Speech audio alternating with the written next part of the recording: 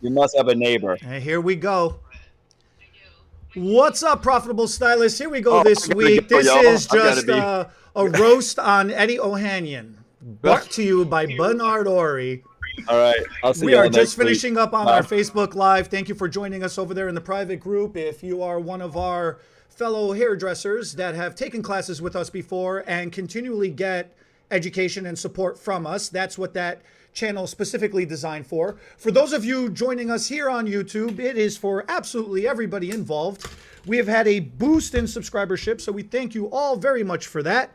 Every week we do a live stream such as this one, and it's to bring you all the information that we could possibly bring you. This week we are talking about the pros and cons of hair extensions. Last week we were talking about Trisha Helfer, a famous actress who unfortunately used clip-in hair extensions and got heavy metal poisoning from it. That conversation is continuing on this week because now people are starting to ask, well, if that was clip-in extensions, what about beaded strands? What about wefts? What about sew-ins? What about tape? What about bonds? So that's what we're going to talk about this week. And Bernard is just going to get Yeah. himself, yeah, just set up and get ready to make fun of me some more because he's been No, having a grand old time. you shouldn't even brought that up. That was just on Oh, Facebook. oh, oh! So I get a pass over here on YouTube's. You're so sensitive. Oh, I'm so sensitive. So, oh my goodness, yeah, I got to get a better setup here. Yeah, you do Everything. got to get a better setup. So one of the main things is, people talk about K-tips and keratin bonds. Those are trending really well right now. Also, weft extensions, beaded, flat beaded wefts, sew-in wefts. Those are trending right now. Tape-ins are still popular. All hair extensions are really popular. But tape-in extensions, were really, really popular about 2 years ago. Like that was the peak of their popularity. Was about 2 weeks ago. Nowadays, Weeks? 2 years, you meant? I'm You said two years ago. Excuse me. Thank you. 2 weeks ago, they started declining. 2 weeks ago they started declining, right? I think still a lot of the confusion about tape-ins though is this idea that tape-ins are really good for tape-ins are the best for thin fine hair. And that is just something that I'm always going to get into an argument with people because I absolutely do not agree that tape-ins are good for thin fine hair. What do you have an opinion on that, Bernard? I totally agree with that. When I hear tape in, I just want to give a tiny bit of quick free advice for people doing tape ins. If you're going to choose to do them and you just hate them, I don't really want to help you be better at them, but it's just in my nature. I have to do it. I have to say, if you're doing tape ins and you're just totally hating them because of the sticky, gooey mess, a couple of your best friends is going to be Dawn dishwashing detergent and 99% alcohol. And here's the big tip or trick or secret or hack or whatever word. You do not have to clean or remove the old piece of tape. That is where a lot of people are taking a lot of extra time to do their tape ins. You can use a little 99% alcohol in a little spray bottle. Some people put it in a little syringe without a needle or just a tiny little short needle and squirt it in between. Like if that's the tape in, squirt it here, here, here, and here. And it'll just peel apart. And then if the tape's on there really good, you take a towel and alcohol and wipe it or your finger and then blow dry it and put a new piece of tape on there. You can stack that tape 2 or 3 or 4 times. It doesn't add much thickness. And so make it easier on yourself and then don't try to shampoo the goo out of the client's hair. You're not going to just shampoo it out. You've got to put a little bit more alcohol, use a fine-tooth comb. Some people even use a knit comb, like the kind of comb you would use to remove lice from somebody's hair after you've treated them. And so use that little knit comb and comb that much of that goo out with alcohol, and then squirt Dawn dishwashing detergent on the base of the hair and massage it in. Massage it, massage it, massage it. Maybe comb a little bit more of the goo out and the shampoo, and then go shampoo their hair, and it will come out clean. You've got to get most of it out first. That's what comes to mind when people do tape-ins, because I think they hate them even more because they don't know those tricks. And I just wanted to help if you're going to continue to do it. But it is not the best extensions to do in fine thin hair. I did an article for the American Hair Loss Council a while back, and I wrote what I thought about a few different extension techniques, and then I plugged it into AI. And AI said tape-in extensions are the best technique for fine thin. Oh wow. Oh, wow. I was like, well, Because there's the proof that algorithm, so many people are so talking many about people it so say it much. and believe it. So you and I are the beginning of teaching AI that that is not the truth. And so, I mean, this is real world practical experience. I think that tape-ins jumped to the most popular technique in the world for a while because it was so fast and easy. So fast and easy that the first time, not the cleanup and the reapplication, but so fast and easy that what happened was it became available on where you could get it on Amazon. Yeah, true. And that was one of the Amazon. I things. call it amazing because I think Amazon's amazing, and if you pronounce it differently, you could say amazing, Amazon. Anyway, on Amazon, you can get tape ins. What does it tell you? That's like if you're a highlighter and you're like, I don't do cap highlights because the customers can go to the drugstore and buy a cap and a crochet needle and pull hair through their cap themselves. They can do tape ins themselves. So grow up. You don't do cap highlights. Don't do tape ins. The customers can do them. Too easy. That's what I think. One of the major issues with tape is, like you just said it actually. The first time you do it, it's not a problem. The first time is always the easy part. The second time they come in, you got to put that next layer of adhesive on there. And then the next time they come in, you got to put another layer of adhesive on there, and then another layer of adhesive on there. Peel some off. It's just you It risk starts getting damaging. thick. You But risk when- damaging the tape in itself if you start tearing If, tape off. if you too. start trying to, yeah, if you start trying to tear off the previous adhesive, you start disassembling the hair itself off. Sometimes, yeah. Off the thing. Then if you don't do that and it starts stacking up and getting a little bit thicker, when you apply it, it's not making full contact with the hair. It's sitting on the surface of the hair. So it's a little bit looser. Then it's more prone to slipping out or something happening, Right. And that's the thing. So people start getting annoyed and aggravated about it. There is this mental hang up. I don't know. There's a disconnect somewhere.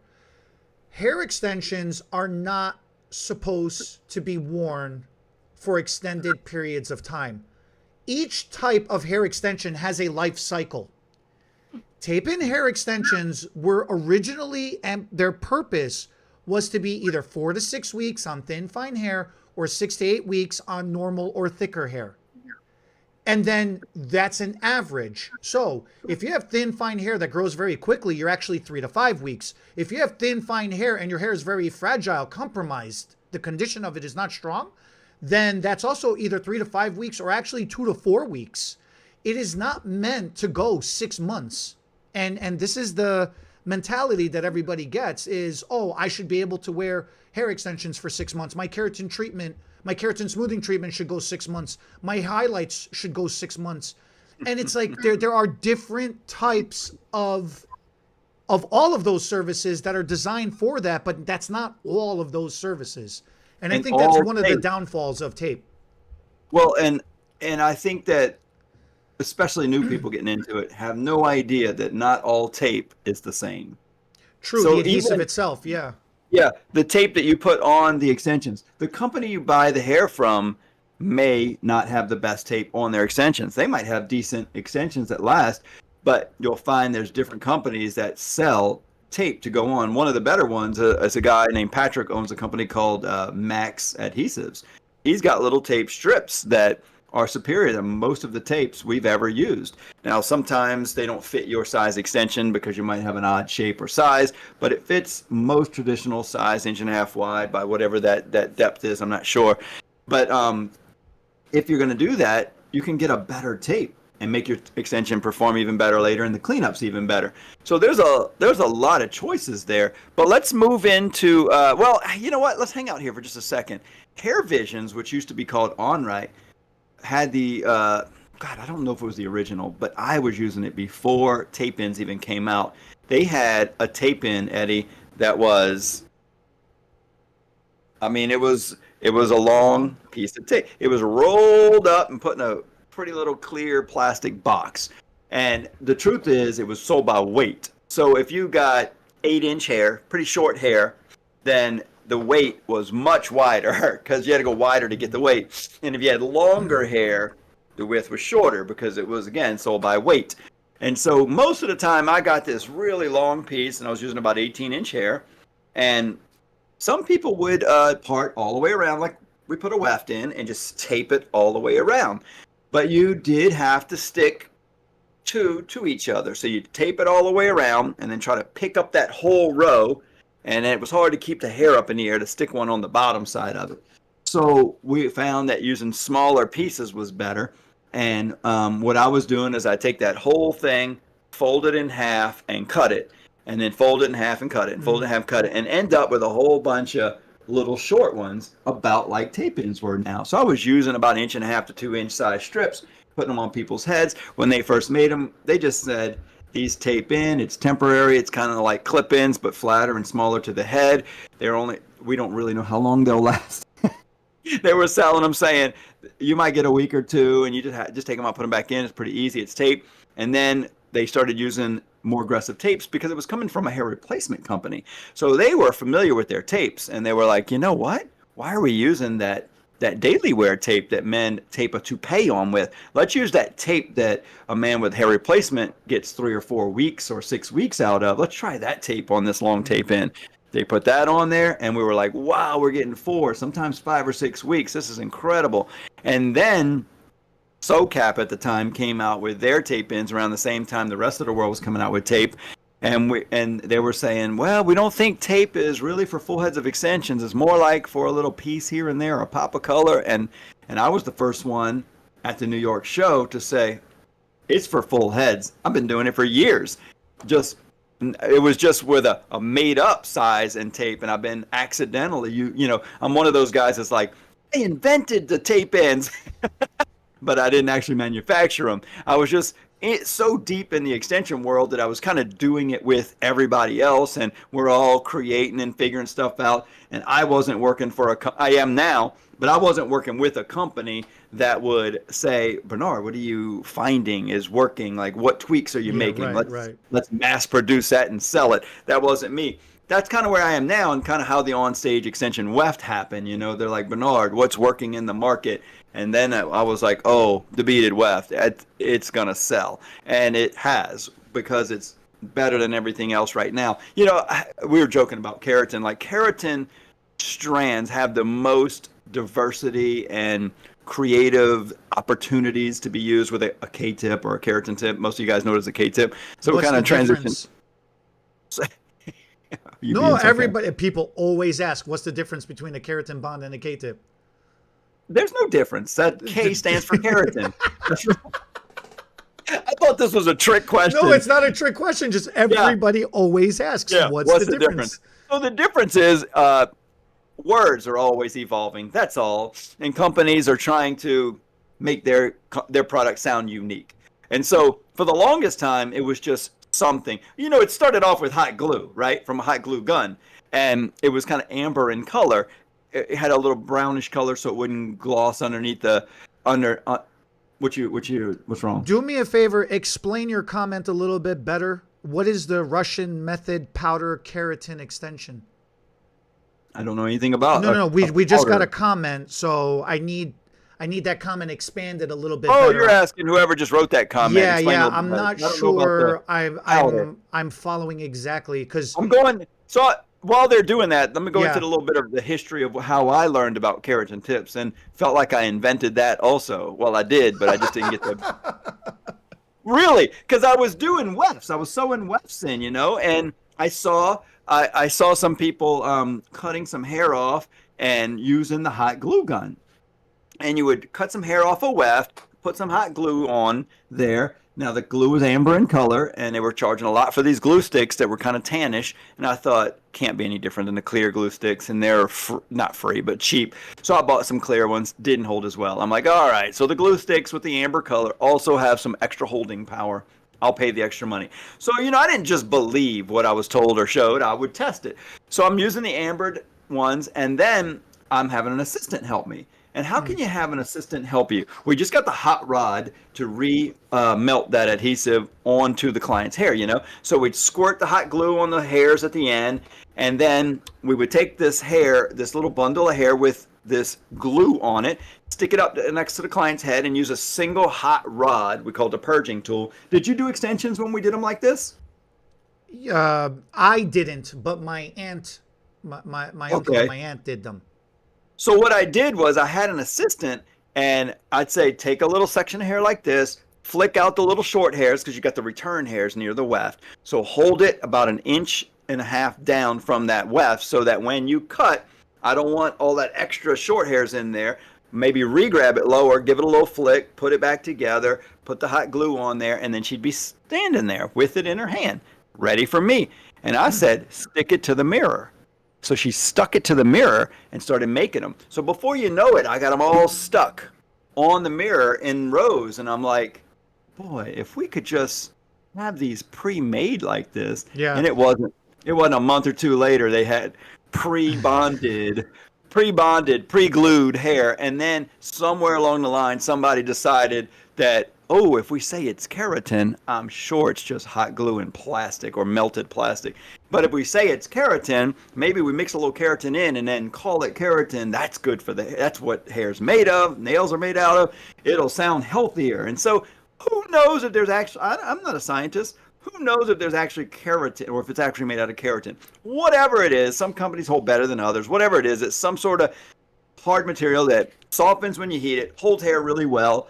And that's kind of where the keratin tip came from. But then you could cut that one into two. You could split it again and make it 2 or 3 or 4 or even more little tiny micro pieces. So these micro pieces could get hidden in the hair a little better and rolled. Because even our beaded strands, that we got them in 2 densities, but that's it. You can't customize the density or amount of hair.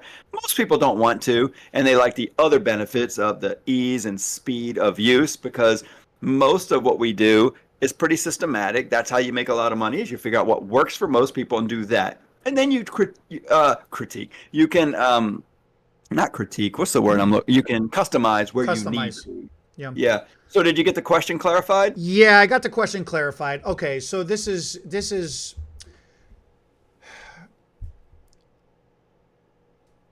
hair extensions. When it comes to keratin, or when it comes to bonded, here's the answer. When it comes to bonded types of hair extensions, there's 3 primary types of bonds. We're not talking about the hair. We're just talking specifically about the attachment area, the bond itself.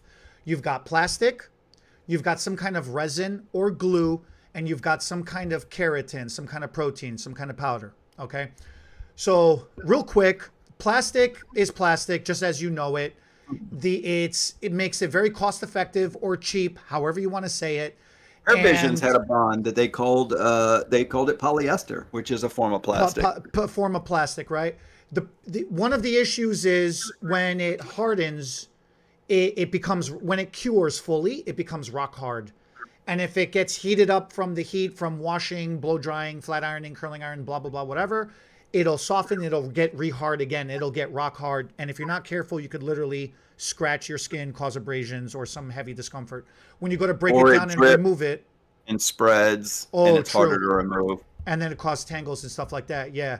So when you go to remove it, because it pretty much fuses into the hair, it's very hard to remove a plastic bond without tearing apart the natural hair. And that's what causes shedding, damage, breakage, things like that. And that's how hair extensions gets a bad rap. Resin bonds or glue bonds, depending on which way you want to call it, is maybe one step up from that. It doesn't harden. It's a little more pliable than plastic. It doesn't harden as much, but it's glue. So it's going to fuse to become part of the hair shaft again. So during the removal, it's very difficult to remove that hair extension, that attachment area, without tearing apart the cuticle, tearing apart the hair, and causing, damage. Or like Bernard is saying, as it heats up, for it to spread into the next hairs next to it, causing additional tangling and more problems, right? So now, directly to your question, when it comes to a keratin bond, a K-tip, whichever way you want to refer to it as, it's the same thing. The company can make it pre-manufactured and attach the hair, already have it be attached into it. It is designed to be a single one-time use, meaning you install it into the client's hair, they wear it for X amount of time, they come back, you remove that extension, and that's it. You either recycle it, you give it to a farmer to put it in the garden, you throw it out in the garbage, whatever you do to it, I don't know. And then you buy a new pack of hair extensions and you install those fresh. You do not reuse those. Now this has been around for a long time, but lately it's becoming more popular. There is keratin that has been ground up into a powder, and you buy it in a jar. And when you remove the hair extension, the original hair extension that was a one-time use, you clip off, you cut where the keratin was, where the bond was, you retain the hair, and just like Bernard, what you were explaining, you dip it into that powder and you reform another keratin bond, and then it makes it where that one-time use hair extension can now be reused a second time. That's the answer to the question, is that powder. That keratin powder stuff that's trending again. It's been around for a long time. Sounds so easy, right? We used to sell little baggies of little rectangular pieces of keratin in all the different colors, so you could put it back on the ends of your hair. Let's talk about being practical here. It doesn't work. First of all, you become the manufacturer. You manufacture hair. Your time is probably not worth it. It's not that fast and easy. It is an arduous process. But forget about that. Let's go back to the beginning. You're removing. How do you remove? If you're using some sort of solvent, any kind of solvent, hair is porous. You're going to have solvent spreading through the hair at the scalp. You can't remove them without using a solvent that now, even if first of all, it's easier and faster if you're removing multiple keratin bonds at the same time. You're putting solvent on 2 or 3 or 4, 6 of them, and you're squeezing, breaking up the keratin, and then hopefully sliding it out. Now you've got a mess on the extension hair. You've got solvent. You can't just dip it in a thing or add keratin right now. You've got remover solvent on the hair. What are you going to do? Shampoo it? That one little section in your hand? Because if you let go, it's everywhere, right? Because now you don't have anything holding it all together. So you got this, 40, 50 strands of hair that you now need to clean. Maybe you could spray rubbing alcohol on it, wipe it off with a towel, blow dry it. What are you going to do? You most remover solutions have oil also. So, I would not be comfortable with trying to re-tip hair, because you can't really clean it and keep it organized. Not to mention, like you just said, you're cutting off the end, so now you're getting shorter each time. I think most people are okay with that little sacrifice because they want to be able to reuse the hair. And so what is the real savings here? You are buying, let's be real here, you're buying about, $500 to $800 worth of hair to put on a client that you're marking up another $500 to $800 for your time and energy. I know this is a public channel, so I'm not sharing exact prices. I'm just giving a rough idea that hair costs hundreds of dollars and usually $1,000 or $2 to get put in. When you put new keratin on all that hair, how many hours does it take to do it? In my case, I would just rather buy another $400 or $500 worth of hair than spend a day or two putting keratin on all those pieces. I haven't been able to find a way to get it on there quick enough that it was worth my time. Some of you guys may have. I would love to see those videos. I've just never seen or heard anybody make it practical to do. That has always been the challenge. And forget about practical. I don't want to do it. It's not a job that is fun at all to me. Putting tape on tape ends is not fun, but it's very doable.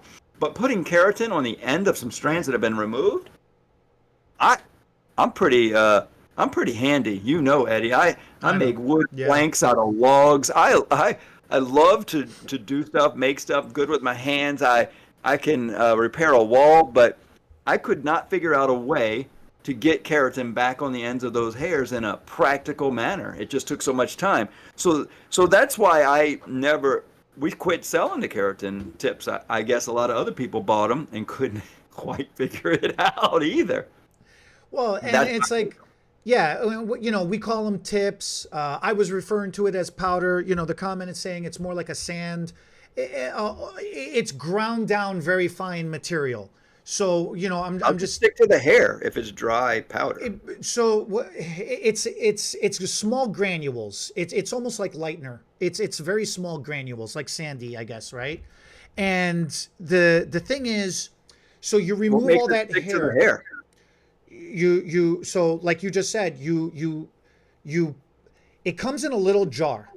So Mhm. the idea is you can dip it in there and pull it back out, and then you form it back in And the together. hair is Or dusted. Is and it kind then of gooey or is it it dry it powder? it starts off as a dry like sand, like dry powder, Or it's and then barely sticking to the hair. It's just dusting the hair, well, basically. you put it no, you put it back in there, right? And then you pull it back out, and you kind of reform it and put it back together, and then it's a whole process. You liquefy it, and then you thicken it up and make the bond thicker and thicker and thicker and thicker and thicker. How do Remember you when liquefy it? remember With when the heat? bonds were handmade? And remember we Yep. would get a pack of hair and they would come in the zip tie. They weren't even packaged. Yep. And you get like a bundle, and one bond was this thick, and then the other bond was that thin, and then the other Oh bond yeah. was something Yeah, in between. but that was hot, still the hot glue. That was just a big sophisticated hot glue machine. But It was they were pumping it out and putting it on there themselves, but it was hot. It was melted and hot like a hot glue machine put on the ends that's and kind then of like the stamped. idea, though. That's kind of Yeah, the but idea. it's dry sand or powder you're talking about, so I don't understand how it's All sticking right, to the I'll hair. send you a video. I'm not going to Oh, spend the good. next 20 minutes going through it. That's a whole tutorial video in itself. What I'm saying is, by the time you I'll be build looking it out up. the bond, you know, the trick to it is getting the consistency of having them all be the same size. You Yeah, don't that's want one impossible to be too also. thick and one too thin and one too whatever, right? And I think enough hairdressers. I was pretty good at that when I had to put the hot glue on the ends of the hair myself. That's where Britney Spears got infamous for the messed up hair extensions. The stylist was putting different. That's where when you let each person decide, and that's kind of where we're at with the hand tied wefts right now. You've got great looking hair and you got some horrific messes, and it's because you're putting the system in the hands of the hairdresser to just figure out. Figure And out, then yeah. this is when too many people are, in my opinion, lazy. Because even if they know the right way, they're cutting corners. So with the keratin bonds or the hot glue gun, what they were doing was they're trying to speed it up and put bigger and bigger chunks further and further apart from each other because they didn't want to take the time to make a whole bunch of little bitty ones because it would take 3 or 4 Side by side. hours to do a really good job. You think extensions already pre-tipped takes 3 hours to do in a long time. Imagine when you were cutting the hair off of a weft, putting the hot glue on yourself, then putting it on the client. You were basically the manufacturer kind of there too. So it would take no less than 4, usually 5 or 6 hours to do a head of extensions if you did it right in small little sections and you didn't do big globby. But what happened with like Brittany and many other people, she just got famous for it. And then she lives near where I live. She was in Kentwood, Louisiana, so we got to hear about it right away. We got to hear how it happened in the salon and all that kind of stuff. But she basically had a stylist that put bigger and bigger chunks, and it looked like a bunch of almost like dreadlock size pieces of extensions. It just didn't look natural. And many people were doing that across the country, putting big chunks. So then when they made the keratin bonds, most hairdressers still didn't agree with the size. They told Great Lengths, you're making them too big. We don't care if you're doing that in Italy. Y'all want to put big chunky pieces in Italy, it's fine. But us Americans, we're doing them smaller. So we forced Great Lengths to teach it differently in America. And we started saying, no, the educators themselves were not taught to do half bonds, but they did half bonds from other companies, and Great Lengths comes here and they're trying to hire educators, and the educators are like, there's no way we're teaching people to put full bonds. Those are too big for us. So they started with cutting every bond in half. And then, of course, we going to the classes are saying, why don't they just make them in half? Think that America is the only country in the world. You know, Americans are a little arrogant in that way. We don't really know what's happening in the rest of the world. But because over the next few years, I get to buy from a company that is from Italy, I get to do a little world traveling and understand like, oh, it's done different in every country. And they were doing a lot more extensions than we were for a long time. They didn't have to be certified because they kind of grew up in the salon. Everybody did extensions, so you just kind of learned it from the beginning. They didn't put it wasn't all about just big full heads of hair in other countries. They would put they were always adding a little bit of hair here and there for color, for fun, for thickness, and for length. And so when it came over here, our experience with hair extensions in America was a little bit different than the experience in other countries. One, we were so segregated between the black and the white market. The black market had a lot more extensions going on their heads than the white girls were. And so then what happened was that the cornrow braids that held extensions held a little stronger on some people's hair, and then they took these fine blonde-headed white girls that already had bleach damage, already had fine thin hair, tried to do a little cornrow braid on there, and their scalp couldn't take it. So some of them started to get little bald spots and traction alopecia, and immediately, and this is happening all over the country as extensions are getting more popular, and so immediately it's like, extensions are damaging, don't do it. And then that's where it started in America. So we got this big push for extensions, and we're still fighting that today. Extensions are damaging. Some people just think extensions are damaging no matter what. We never really got to the point. And you know, it's funny because in a consultation, people will ask, are extensions damaging? And you're like, right. Yeah, doesn't matter though. And they're like, let's do it. You know, I see it all the time in the salon. They want to just hear it. But we don't say yes. But I'm thinking that's what the client thinks. They don't care. They want hair more than they care about the damage too often. Go ahead. I'm sorry. No, you're fine. I didn't want to cut you off. But you brought up a great point, because when hair extensions were attached to braids, and they're still attached that way too. Oh, yeah. And it's still a very popular technique to be attached that way. Very popular technique. But especially because of the white girls, because they couldn't handle the braiding like you were describing. Some could, but just so many couldn't. So many couldn't. That's what gave rise to gluing in. Remember, we were gluing in wefts. Yeah. Before we were sewing in, we were gluing in tracts of hair. And then that was becoming the first couple of times. Well, not that it was okay, but the first couple of times was passable. But then it was after you started doing it. That was the semi-permanent type of extension job. Like when Victoria's Secret was doing a runway model show and they had to put extensions on 30 girls to run that runway, you didn't have time to do a cornrow braid and then tie or sew extensions in. So you just run a bead of glue, stick it on there, blow dry it, and stay in. And that was the quick technique. Put 2 or 3 rows, and that was only supposed to last a week or two. That's where damage came in too, when they left it in too long. Because they left it in too long, and because it was supposed to only last like a week or two, but they were doing so many changes and so many photo shoots, so many look changes. That's where they started sewing in the track and the weft, because they couldn't have it sit for a week. But trying to remove hair extensions when they're freshly put in, dear God. Always difficult. Oh my God, it's so difficult to remove a freshly installed hair. I don't care what system you're using. Why would you be removing a fresh set of extensions? But when you're doing photo shoots, so like you know, okay, when we shoot video, we'll shoot 5-6 videos in one day. But they're 5-6 different topics. We just go change our clothes and it makes it look like, you know, we did 5-6 video shoots, but we didn't, right? It's movie magic.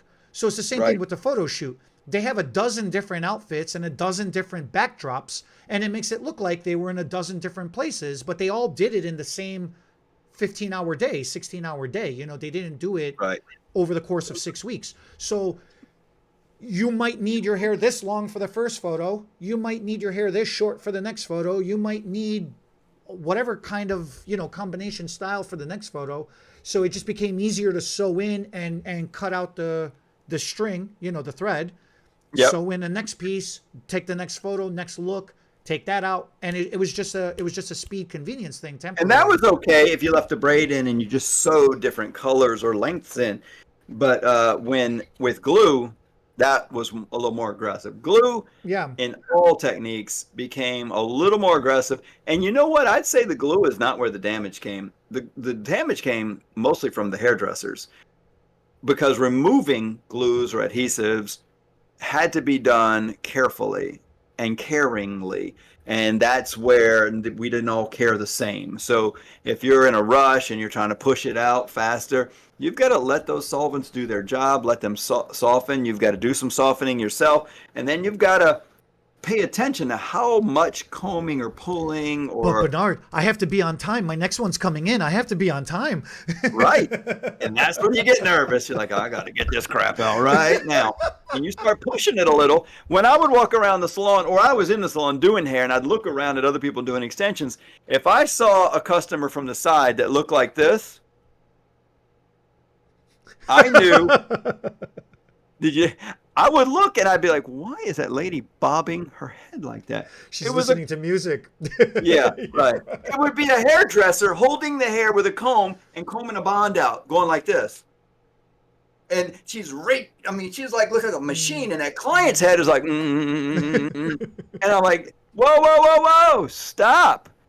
If a client's head is moving, these things are, they're about as heavy as a bowling ball, you know? I said, if that head is moving, you're being too aggressive. Calm down, slow down. Don't, and support the hair above it. It should be grown out enough that you can hold the hair above it and comb a little. And you should not be having the head. Oh my God, it drove me crazy.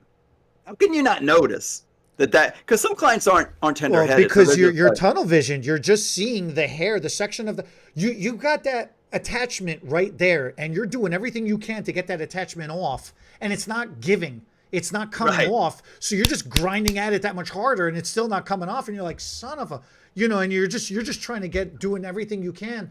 You completely forget you're in the salon. You completely forget the client sitting in your chair. And then let me just show a little trick for that, for removing.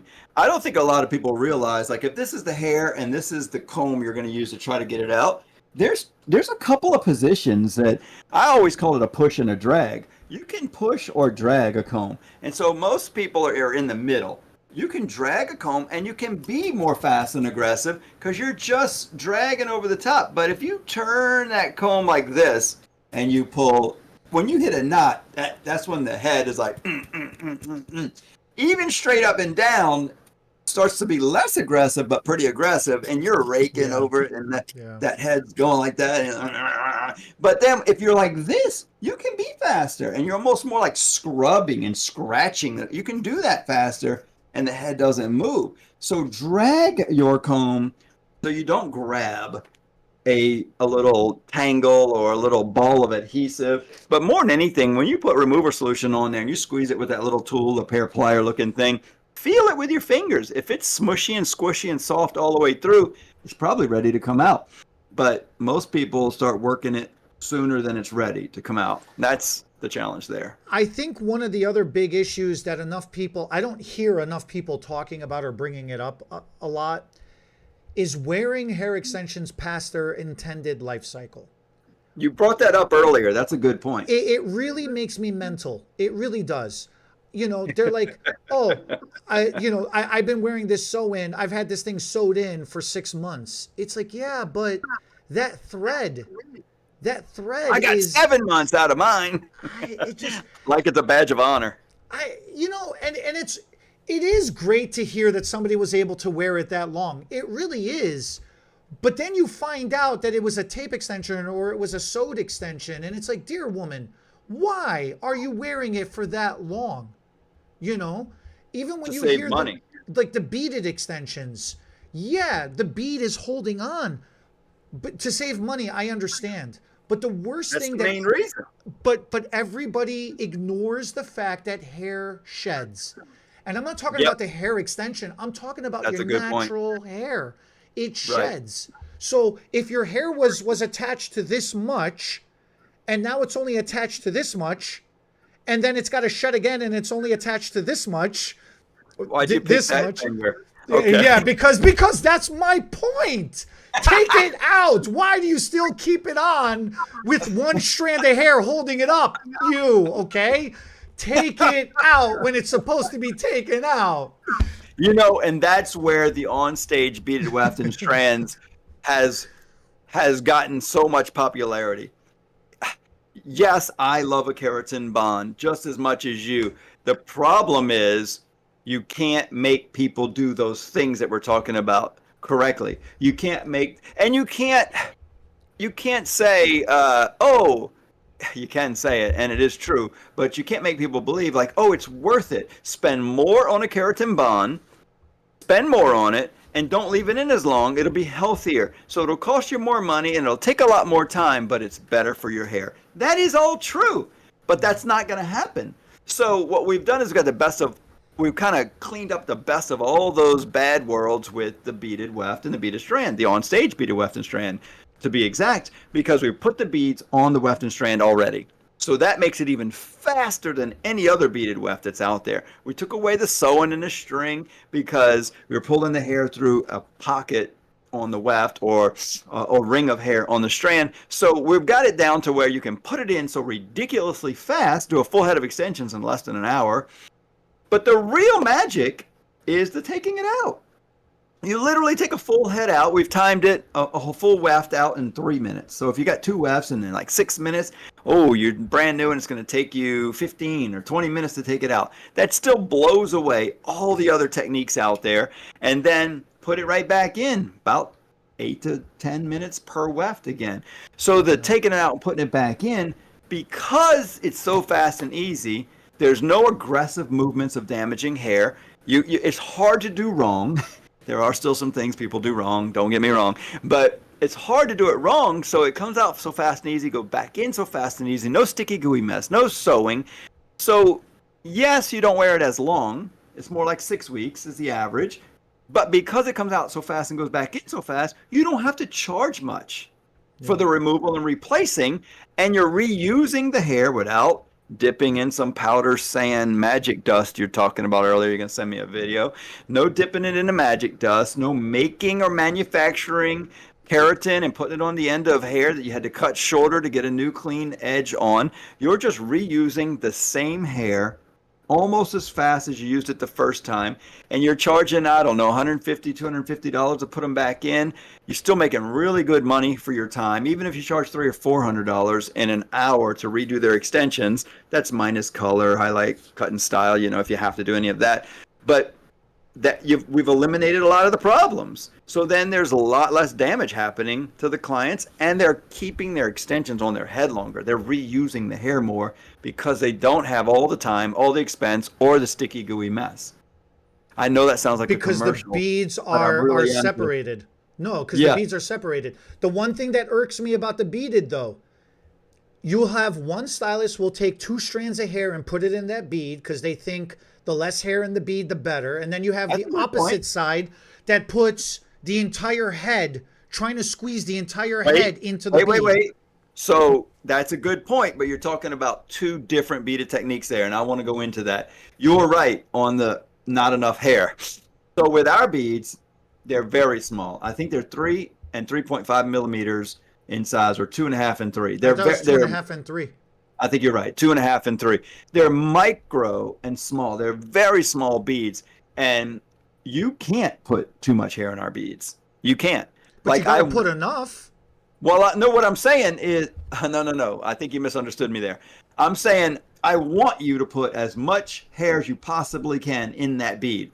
You can't over put hair in our bead because it's so small. And so when you're talking about too much hair in a bead, that is eye-tips, because you can put too much hair in an eye-tip bead because it's a completely different system. I know we both use beads, so it's hard for people to understand. But in an eye-tip, you've got the bead, and you're pulling the client's hair through the bead, and you're sticking the eye in the bead. That bead is so freaking big, 4 or 5 millimeters in size. Some are 6 or 7.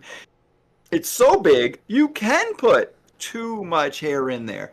But it has to be big because you're putting the eye of an eye tip. So then when you squeeze it, you're not even closing up the holes on the sides of the bead. There's room for even more hair to come in there. So you can use too much hair in a bead with an eye tip. Our bead is so freaking little because the hair is riding above the bead. The bead only has the client's hair in it. So we've made the bead so small, more invisible. The weft is riding above the bead.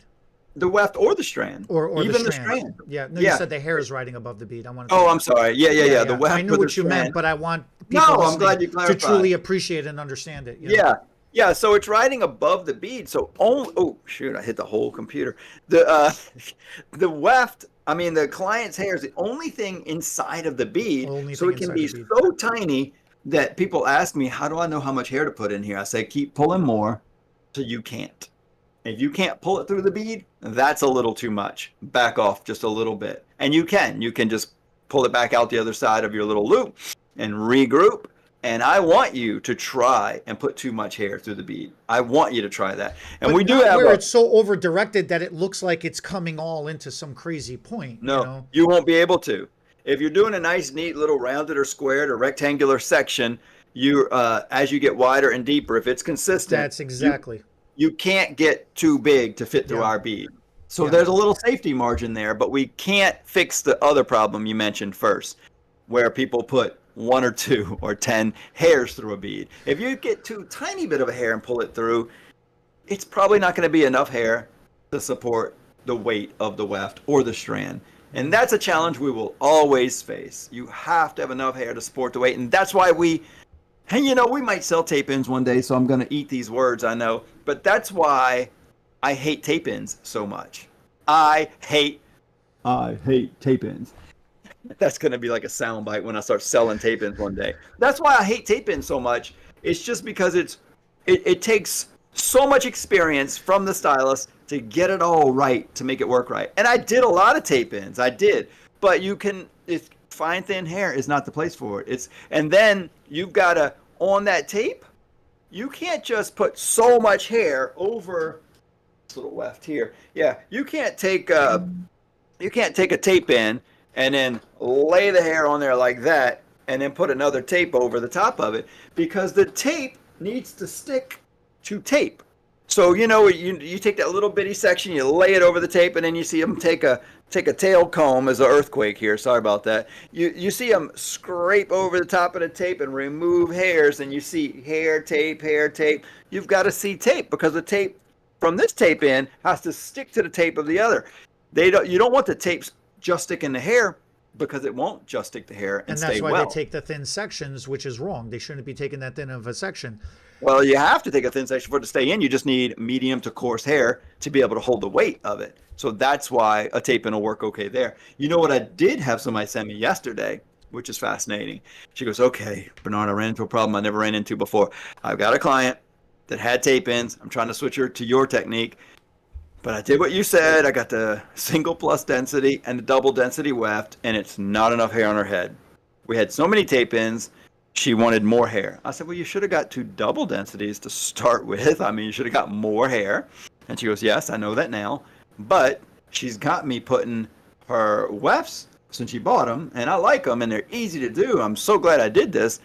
But she's making me put some of her tape-ins on her head also, which is defeating the purpose. She's so mad. She goes, which is defeating the purpose. I'm trying to get away from the sticky, gooey mess. But she's making me put those in too, because she wants so much hair. I'm like, I know, boy, we get addicted to hair. We want more and more and more. Put it all in there. So she said, what if I put the tape-ins on the weft so I never have to remove it? It'll just stay.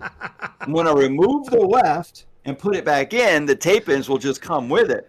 I said, I love the way you think. I don't know how that's going to work or how long it's going to work, but I would definitely start there, because maybe the tape-ins, I know it's extra weight. I don't love the extra weight. That's not my issue. So, but it's one of the issues. It's one of the issues. It's one of the issues. Okay, in theory, that's a fantastic idea. My concern would be simply this. The track of the weft, the track is going to go all the way around, well, all the way around the section. And now those adhesives are only 2 inches wide, 2 1/4, 2 1/2, something like that. 1.5 usually. So now when you put that, and then you put the next one, and then you put the next one, you put the next one. So the hair at the scalp, see, that's the other thing about hair extensions. The hair at the scalp is not the issue. It's what's happening down at the bottom across the body. That hair is going to start separating. So then when you're putting each adhesive, is that going to cause everything to separate too much, and it's going to look stringy on the bottom? Because yeah, you're bulking it up, but what's happening at the bottom? It depends on how close together you put them. And she sent me a TikTok video to show me what she was talking about. And they were actually putting a whole different color. They were using the tape ins as a As a highlight or a highlight? low light. Nice. Yeah. Nice. Yeah. And so I I love love the create. idea. I love the I idea. know. I love the creativity of it, but then it does bring me back to the idea of multiple, blonde, brown, multiple rows of extensions, or put all your hair on one row. In one row. And so that's what it reminds me of is that you've got too much hair on in one row. So it's going to be hard to layer, hard to blend, but the practical idea of, you know what, the tape connected to the extension is not going to get as much sweat and oil in between there. It's not. Because if it's on the real hair, you got sweat and oil coming from the head, getting in the middle there and breaking down the adhesive. So it's stuck to an extension hair. If it can hold the weight and your scalp can hold the extra weight, it's probably not going to break down as fast. And so you probably can take it out with the beads, put it all back in, and it's I hate that I'm promoting this, but this is where new ideas are born. We try stuff, and then after a few bald-headed ladies later, we figure out a better way to do it. That's the truth of the matter. That is progress. That's is how right. progress People is have made. to die for us to Worthy sacrifice, right, worthy sacrifice. Luckily, in our field, they don't die. They just they get mad. They don't look so, they don't look so good. They get mad. They get mad. And they sue us. So I have never been sued, thank God. But you see those. Yeah, I guess we got to go. I got to get to work, dude. That's what it is. So when you look at hair extensions, we'll finish it off with this. When you look at hair extensions, I don't care which attachment method you're using. Make sure you have the right amount of hair to support that attachment area. And make sure that you're putting in enough hair so that this way when it's across their body, when they're wearing it with their style, it actually fills it in. Don't try to get away by curling the hair to cover up the fact that you did not put in enough hair extensions. Curl the hair to hide your mistakes. Thank you for the question earlier today. Thank you for your comments as always. Thank you for watching. We will catch you all next week.